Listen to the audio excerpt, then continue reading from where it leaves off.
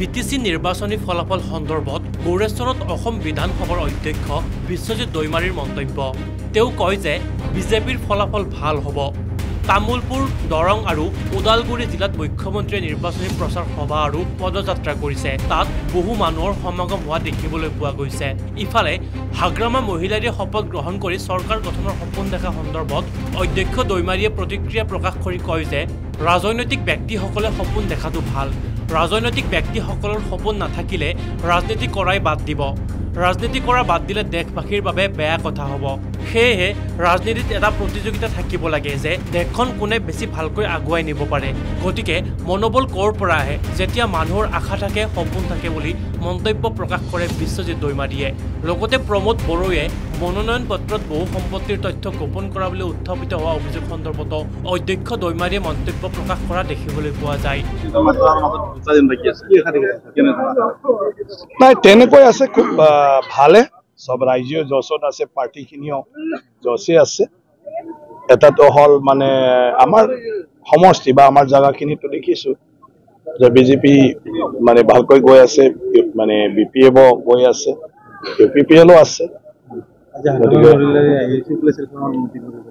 হয়, সেইটো সেইদিনা যিমান মানে কিবা হৈছিলে তাতকৈ কম হৈছে সেইটো লৈ।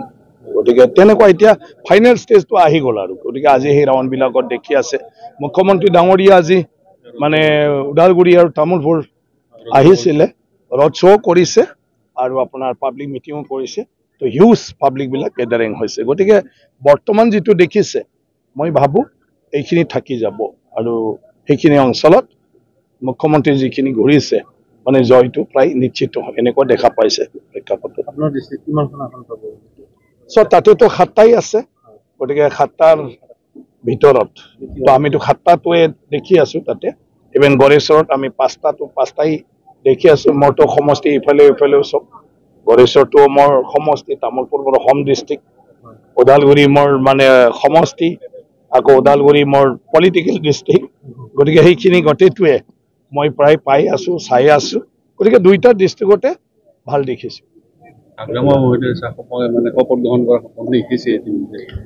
দেখিব পাৰে, দেখাটোও ভাল। ৰাজনীতিক ব্যক্তিসকলৰ যদি এটা সপোন নাথাকে ৰাজনীতি কৰাটোৱে বাদ দিব।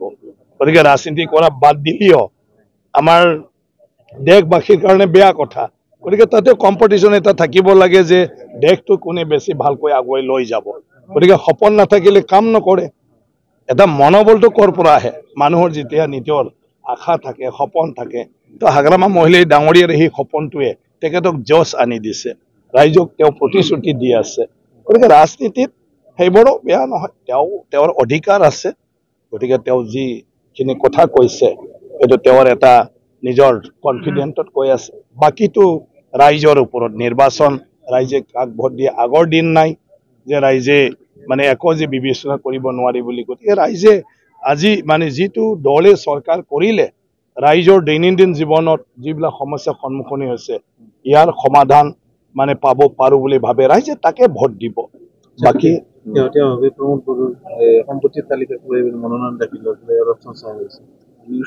এইটো ব্যক্তিগত কথা, সম্পত্তি চবৰে থাকিব পাৰে।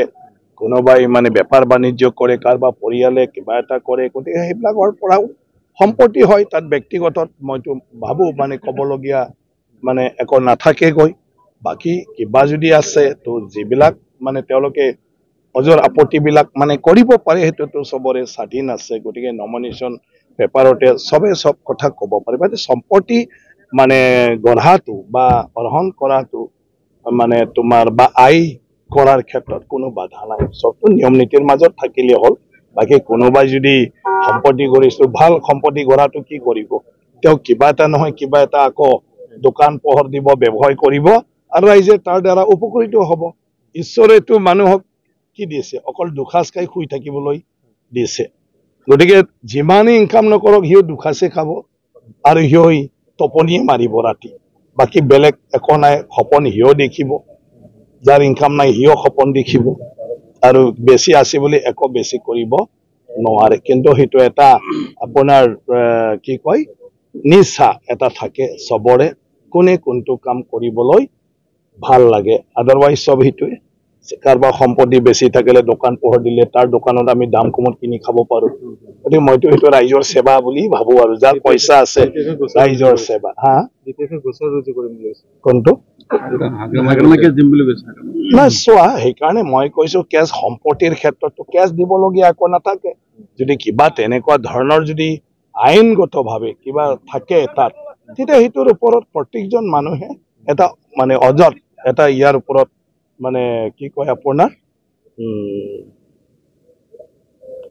কি কয় এইটো অলপ মানে সেইটোৰ ওপৰত মানে এটা মানে কিবাটো বিচাৰিব পাৰে মানে বিচাৰটো এটা বিচাৰিব পাৰে যে সেইটো তেনেকুৱা হ'ল বা কিবা এটা গতিকে কাম কৰা এতিয়া আপোনালোকেতো সদায় মাইক লৈয়ে ঘূৰি থাকিতো আপোনাৰ ক'ৰ পৰা ইনকাম আহিব গতিকে যিসকলে খেতি কৰিছে ব্যৱহাৰ বাণিজ্য কৰিছে তেওঁলোকৰ ইনকাম হ'ব গতিকে আমি চবে নিজৰ লগত তুলনা কৰিলেও নহ'ব আমি কাৰো লগত কিবা নকৰোঁ বেপাৰ বাণিজ্য আৰু কোনোবাই বেপাৰ বাণিজ্য কৰি পেলাই উপাৰ্জন হৈছে গতিকে মই ভাবোঁ এইটো চবৰে ব্যক্তিগত গতিকে তাক লৈ বিশেষ মোৰ ক'বলগীয়া অন্যান্য বা বাতৰিৰ বাবে চাই থাকিব নিউজ ডেস্ক ৰিপৰ্ট